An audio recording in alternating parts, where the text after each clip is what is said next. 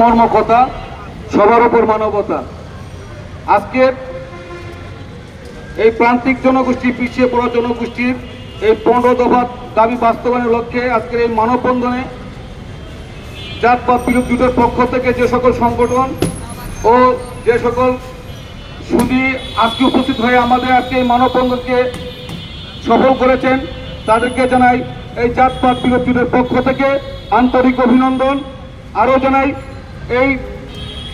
এই পিছিয়ে পড়া জনগোষ্ঠী আগামীতে যাতে এই জুলাই সনদে এবং রাষ্ট্রযন্ত্রে যাতে তাদের অংশীদারিত্ব ফিরে পায়, সেই আশা প্রত্যাশা করব বর্তমান সরকারের কাছে। আমি আবারও বলবো যে কোনো ব্যক্তিকে বা কোনো জনগোষ্ঠীকে পিছিয়ে রেখে বাংলাদেশ উন্নয়নশীল দেশ হিসেবে পরিচিতি লাভ করতে পারে না। এই বৈষম্যহীন সমাজ এবং রাষ্ট্র ব্যবস্থা এই জাতপাত বিলুপ্তির একটা প্রত্যাশা। এবং আমি এতটুকুই বলতে চাই, বিগত দিনে এই পিছিয়ে পড়া জনগোষ্ঠী শুধু তাদের নিজ কর্তব্যে বিভোর থাকে না, এই রাষ্ট্রের বিভিন্ন লড়াই সংগ্রামে তারা নিজেকে নিয়োজিত রাখে। তন্মধ্যে বিগত দিনের এই সরকারের 24 সালের 10ই জুন যখন মিরিঞ্জিরায় সিটি কর্পোরেশনের উচ্ছেদ করা হয়, হরিজন কলোনি যখন উচ্ছেদ করা হয়, তখন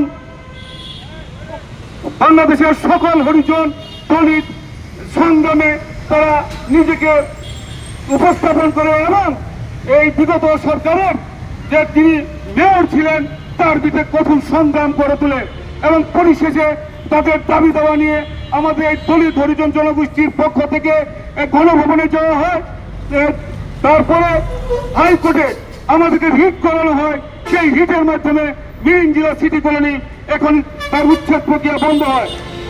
জাতীয় যুদ্ধের আমল আপনারা সম্প্রতি জানেন, মেহেরপুরে এই বর্তমান সরকারের আমলে যেখানে আমরা প্রত্যাশা করেছি জুলাই অভ্যুত্থানের পর যে একটি বৈষম্যহীন রাষ্ট্র ব্যবস্থা গড়ে উঠবে, একটি সংস্কার কমিশন হবে, সংবিধান সংস্কার করে এই সকল শ্রেণী এই পেশাজীবী মানুষের প্রতিনিধিত্ব নিশ্চিত করা হবে, সেই প্রত্যাশা এখন আমরা হতাশ হয়েছি যে এত বিপ্লবের পর আমরা আজকে আমাদের এই পিছিয়ে পড়া জনগোষ্ঠী তাদের কাঙ্ক্ষিত লক্ষ্যে পৌঁছতে পারে নাই।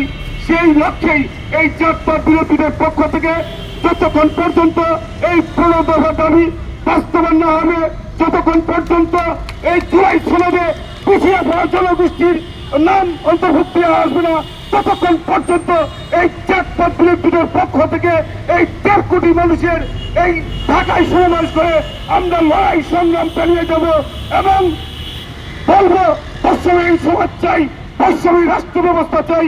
বর্তমান সরকার সেদিকে লক্ষ্য রাখবেন, সেদিকে দৃষ্টিপাত করবেন।